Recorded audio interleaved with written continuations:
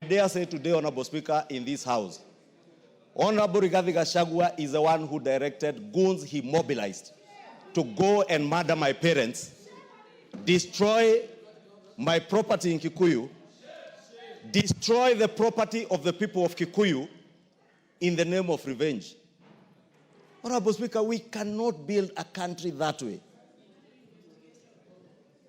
That is why, Honorable Speaker, we are asking the Inspector General of Police. It cannot rest at this. Nobody, not Ichungwah, not Rigathi Gachagua, not the sitting members of parliament in this House, Honorable Speaker, who are doing this work, and some 2 senators, Honorable Speaker. And as Honorable Junaid Mohammed has said, if you look at the trajectory of violence and destruction that visited, you can associate that violence with a particular politician and the area they come from and the kind of thuggery that was going on, Honorable Speaker. So as we condemn, Honorable Speaker, let us call on the Inspector General of Police and the Director of Criminal Investigations. Anybody involved in this criminality, whether it is Kimani Ichungwah, whether it is Junaid Mohammed, whether it is Rigathi Gachagua, whether it is Jane Kihara, whether it is Kaluma, whether it is Ngogoyo, whether it is Major Dong, whether it is Gakuya, whether it is Senator Medho, investigate each and every one of them without fear or without favor, and whoever is culpable, bring them to book, Honorable Speaker. Because we cannot have a country of lawlessness, Honorable Speaker. We cannot have a country... Give him 1 minute. Honorable Speaker, I was finishing by saying we can't have a country where I purport to speak for the people, my people, yet I mobilize people to destroy my people's property. I mobilize people to kill our own people so that we make political capital out of it. We must desist as political leaders in this country from using our people as political pawns to make political capital out of, Honorable Speaker. And I condemn the lawlessness, the violence, and congratulate the people of Mombasa, Honorable Speaker. The people of Mombasa yesterday demonstrated what peaceably demonstrating is. What happened in Nairobi and in other areas in central Kenya were riots, disorder, and anarchy, Honorable Speaker. And the owner of that anarchy is known, must be apprehended. Honorable Speaker, allow me to commend the police also for the restraint that they exercised yesterday and for the hard work they put yesterday when a police lady was being brutalized by men, grown men, beating up a woman, Honorable Speaker. It's the most despicable thing you can find, that a man is stepping on a police officer on her head. Honorable Speaker, there were criminals who attempted to get into State House girls. It is not William Ruto's children who go to State House girls. It is not Kimani Ichungwah's daughters who are in State House girls. It is our children. Why would anybody mobilize criminals to attack young schoolgirls in a school? I commend the police for protecting State House girls, protecting other lives and property that they protected yesterday, Honorable Speaker, and call on them to take action on the financiers, the mobilizers, and those particular criminals, and those who want to drive our country to anarchy. And we tell them, resounding as a house, we shall not allow our country to be driven to anarchy by bloodthirsty people, bloodthirsty politicians who have no agenda, who have no vision for Kenya, who can only harp on Gen Z. A Gen Z, a generation, they are neither a Gen Z, nor do they have children in their houses who are Gen Zs, Honorable Speaker. I have 2 Gen Zs in my house. I know what these children want. Those who are just harping on Gen Zs and riding on their wave, Honorable Speaker, are only trying to take advantage of a desperate generation of young Kenyans. Let us desist from doing that, Honorable Speaker, and I beg to second.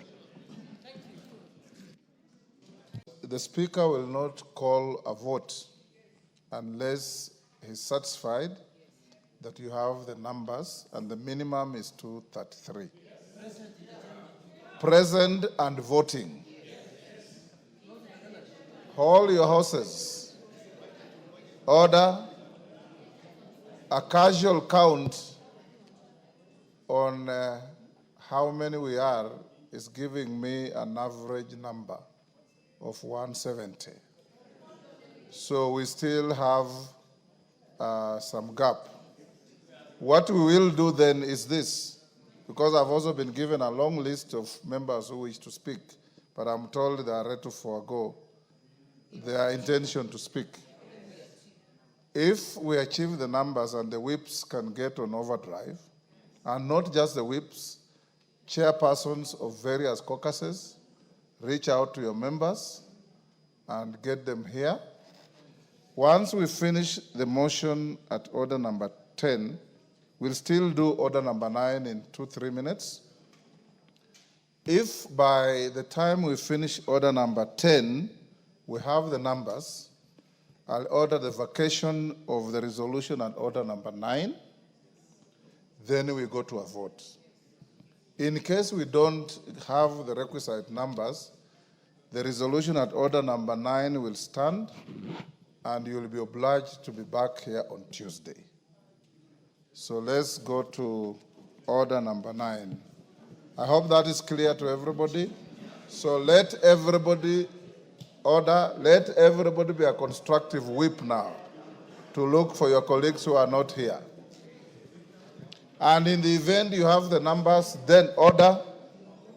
In the event you have the numbers, then I'll call the House to a vote by 5 p.m. 5. Order. Order. Call the next order.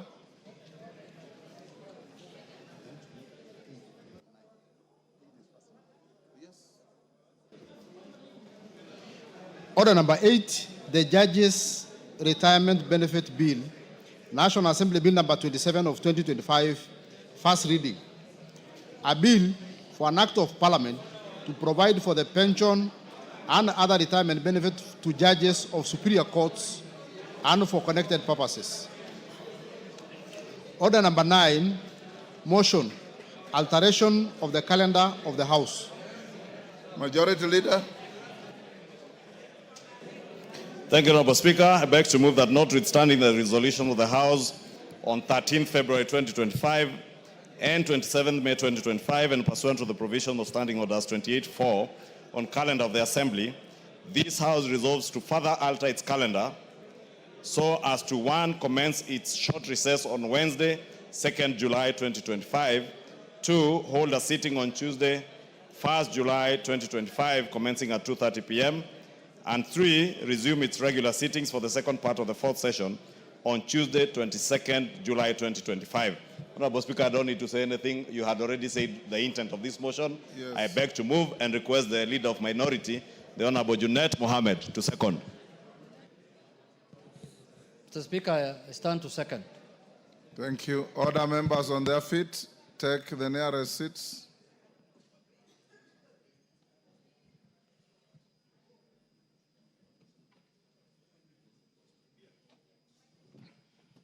Honorable members, I now propose the question at order number 9, which is that notwithstanding the resolutions of the House on 13th February 2025 and 27th May 2025, and pursuant to the provisions of Standing Orders 28.4, calendar of the Assembly, this House resolves to further alter its calendar so as to 1, commence its short recess on Wednesday, 2nd July 2025, 2, hold a sitting on Tuesday, 1st July 2025, commencing 2:30 p.m., and 3, resume its regular sittings for the second part of the 4th session on Tuesday, 22nd July 2025.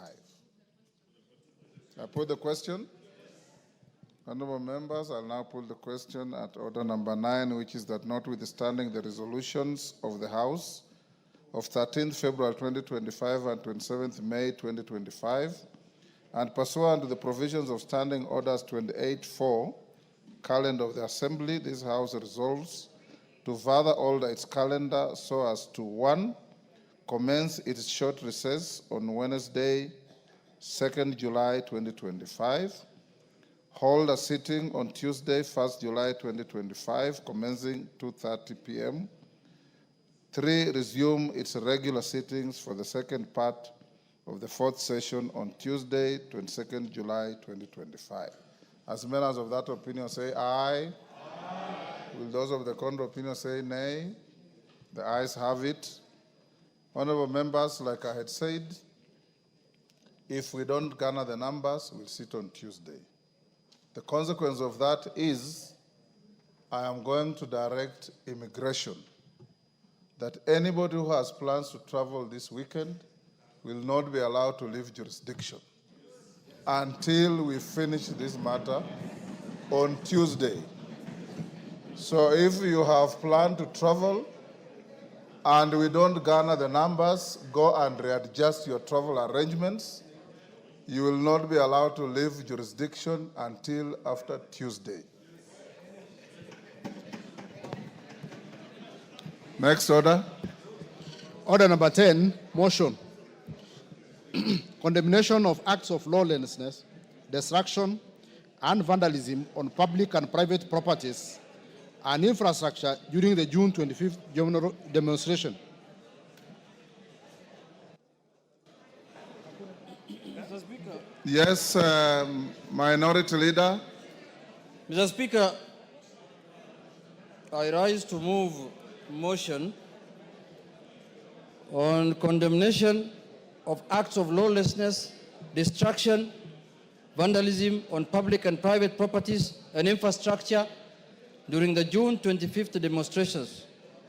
That appreciating that Article 37 of the Constitution guarantees the right to assemble, demonstrate, and present petitions to public authorities peacefully, further appreciating that on Wednesday, 25th June 2025, sections of the population participated in public demonstrations and protests in various parts of the country, deeply disturbed that in exercise of this great constitutional right, there were numerous cases of violence. Order members. Order members who are walking out of the chamber. Honorable members. Yes, Millie. Thank you, Mr. Speaker. Mr. Speaker, I'm actually speaking in relation to members who are walking out of the chambers. They may have misunderstood what you said. As soon as we get quorum, we proceed. We only don't proceed if there's no quorum. So I'm requesting members, wherever you are, please come into the house. Yes. We only need you 20 more. Please come back into the house. In fact, if you get quorum, I'll curtail the debate on this motion. You vote, then we carry on. Go on, Jeanette. Order. Go on, Jeanette. Mr. Speaker, Start afresh. you know, when members, when they want to come to this house, Mr. Speaker, yes, they really want to come and sit on these chairs. Yes. When they get an opportunity to sit on these chairs, Mr. Speaker, their buttocks cannot hold these chairs. They just want to run out, Mr. Speaker. I don't know what they're looking for. Mr. Speaker, there are numerous cases of violence, arson, invasion into both private and public premises, attacks on innocent wananchi and security officials, most so police officers, and further deeply disturbed that demonstrations destroyed and vandalized both public and private properties and infrastructure, including courts, administration offices, shops, businesses, business premises, homes, and supermarkets in various parts in the country, including Nairobi, Kikuyu, and Kalau.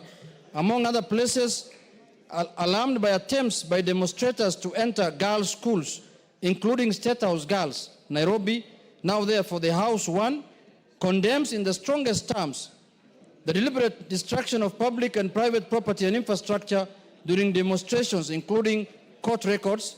2, express grave concern over repeated incidents of violence targeting civilians and public officers, including security personnel. 3, affirms and acknowledges the right of every citizen